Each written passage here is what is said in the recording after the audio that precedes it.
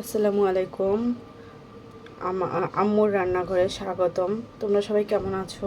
আশা করি আল্লাহর রহমতে অশেষ রহমতে তোমরা সবাই ভালো আছো। আলহামদুলিল্লাহ আমিও ভালো আছি। চলে আসলাম তোমাদের সাথে আরেকটা দিনের মতো নতুন আরেকটা রেসিপি নিয়ে। এটা হলো আমার 4 নাম্বার রেসিপি। আজকে আমি এই 4 নাম্বার রেসিপিটা নিয়ে আসলাম। দেখো, এটার ভিতরে দেখাই যাচ্ছে পেঁয়াজ ব্রেস্তা, আলু, একটু মরিচের গুঁড়া, লবণ, কাঁচামরিচ, ধনেপাতা। আর এখানে দেখো আমি আটাটা আগে থাকতে মুথে নিয়েছি যাতে আমার সুবিধা হয় তোমাদের সাথে, যেন আমি ঝটপট একটা নাস্তা রেসিপি তৈরি করতে পারি। কথা বলতে বলতে এখন আমি আলুটা একটু চেটকিয়ে নিই, যেহেতু আমি এই আলু দিয়ে আটা দিয়ে মজাদার এই নাস্তাটা তৈরি করব, তাই তোমাদের সাথে একটু শেয়ার করতেছি। আলু আর আটা ঘরে থাকলে আর কিছু কিন্তু প্রয়োজন হয় না। প্রয়োজন মতন আমরা যদি এরকম ঘরে কিছু কিছু নাস্তা আছে যদি আমরা ঘরে করি, তাহলে কিন্তু আমাদের অনেক টাকা বাঁচে। এবং বাচ্চারা কিন্তু সবসময় সব জিনিস খেতে চায় না, চাইলে আমরা এক এক রকম করে এক এক সময় এক একটা নাস্তা বাচ্চাদের করে দিতে পারি, তাহলে বাচ্চারা কিন্তু খায় মজা করে। এই দেখো, আলুটা কিন্তু আমি সুন্দর করে সব কিছু মশলা একসাথে মাখিয়ে নিলাম।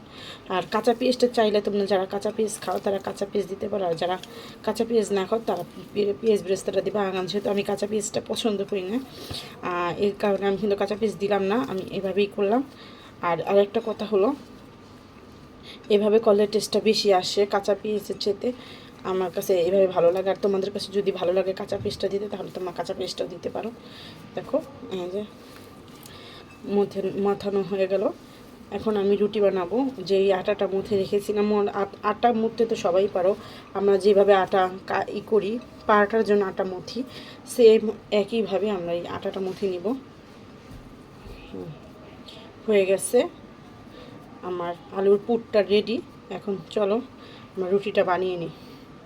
ওই দেখো, আটাটা আমি দুইটা টুকরা করে নিব। বেশি বানাবো না, অল্প করে বানাবো, নাস্তাটা শেয়ার করব। আমার মেয়ে খাবে শুধু, তাই ওর জন্য বানাচ্ছি। এরকম করে দুইটা গোলা করে নিলাম। এখন আমি সুন্দর করে আটা ছিটিয়ে এটা রুটি বানিয়ে নেব।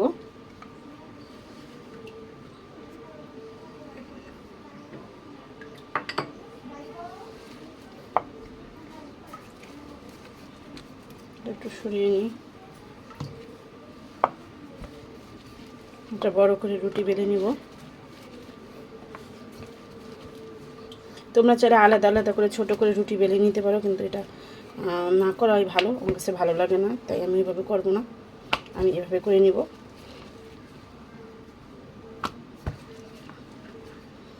আর একটা কাজ করব, সেটা হলো একটু হালকা করে ধনেপাতা দিয়ে দিব, তাহলে রুটিটার ভিতরে থাকলে দেখতেও সুন্দর লাগবে। দেখো,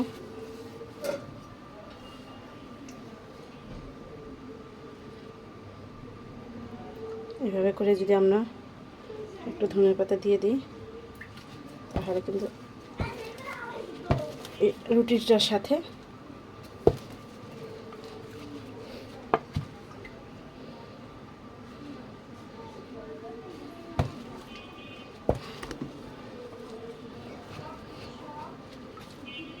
এখন আমার কুকি কাটারটা খুঁজে পাচ্ছি না, তাই আমি এরকম ঢাকনা সবার ঘরেই কিন্তু থাকে, এরকম ঢাকনা দিয়ে গোল আকার করে কুকি কাটারটা দিয়ে কাটতে সুবিধা হয় বেশি। এখন যেহেতু পাচ্ছি না, কিছু করার নেই, তাই এরকম করে কেটে নিচ্ছি। কিন্তু এইটা একটু ঝামেলা হচ্ছে আমার, আমি দেখাই। দেখো, এইভাবে করে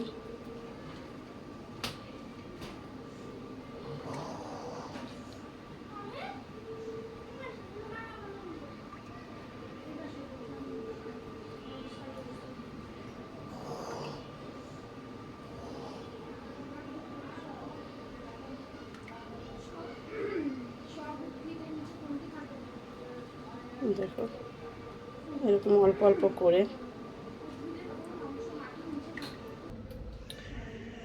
দেখো, অল্প অল্প করে পুর নিয়ে আমি কিন্তু করে নিয়েছি সবগুলো লুচি করে। এভাবে করে দেখো, কয়েকটা বানিয়ে ফেলেছি। কত সুন্দর লাগতেছে দেখতে এই নাস্তাগুলো। দেখো, এখন বাদ বাকিগুলো এভাবে বানিয়ে নিব। সবগুলো এভাবে এক এক করে বানিয়ে নেব, তাহলে সুন্দর হবে।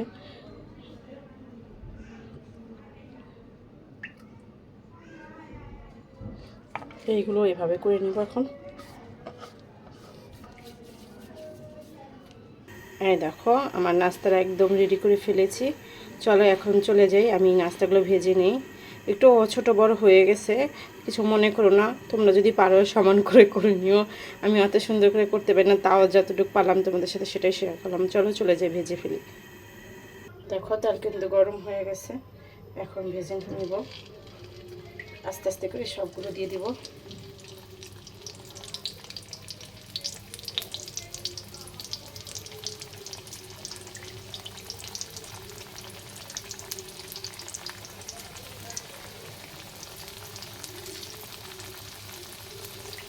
এখন আস্তে আস্তে ভাজা হতে থাক, আর তোমার যদি একটু কথা বলতে থাকি। আমি ভাজা ভুনা কিন্তু সবারই ভালো লাগে, ভাজা ভুনা খেতেও যেমন মজা, তেমন করতেও কিন্তু ভালো লাগে, কিন্তু গরমে কিন্তু একটু কষ্টই হয়ে যায়। যাই হোক, আমার বন্ধুদের সাথে আমি আমার নতুন চ্যানেল যেহেতু খুলেছি, তাই প্রতিদিনই চাচ্ছি যে নিত্য নতুন ভিডিও দিব। আমার সাথে থাকবে, পাশে থাকবে, আমাকে একটু সাপোর্ট করবে, তাহলে আমার আগ্রহ বেড়ে যাবে। তাতে আমি খুশি আছি। যেই কজন সাবস্ক্রাইবার আমার আছে নতুন চ্যানেলে, এতে আলহামদুলিল্লাহ আস্তে আস্তে বড় হবে আমার পরিবারটা। তোমরা সবাই আমার পরিবারের জন্য দোয়া করবে আর সাথে থাকবে। কথা বলতে বলতে দেখো আমার কিন্তু ভাজাও হয়ে আসছে। বেশি সময় কিন্তু লাগে না, হাতে 10টা মিনিট সময় থাকলে আমরা এই মজাদার মুছে এই নাস্তাটা তৈরি করে নিতে পারবো। একঘেয়েমি নাস্তা আর না, বারবার এই একঘেয়েমি নাস্তা খেতে ভালো লাগে না, তাই একটু চেঞ্জ করে করে যদি আমরা নাস্তা খাই তাহলে কিন্তু ভালো লাগবে খেতে। দেখো যখন বাদামি কালার হয়ে যাবে তখন কিন্তু এই নাস্তাগুলো সব তুলে ফেলবো,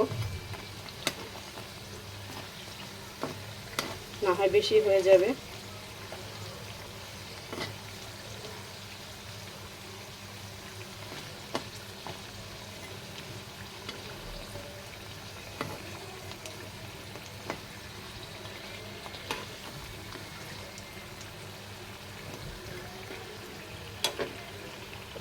দেখো একবার ভাজা হয়ে গেছে, এখন আরেকবার কত সুন্দর হয়েছে ভাজাগুলো। এরকম কালার হবে, পরে আমরা নামিয়ে নেব। দেখো বাকিগুলো দিয়ে দিব।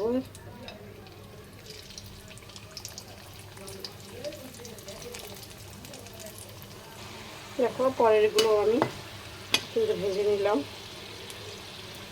দেখো ব্রাউন কালার করে ভেজে নিয়েছি,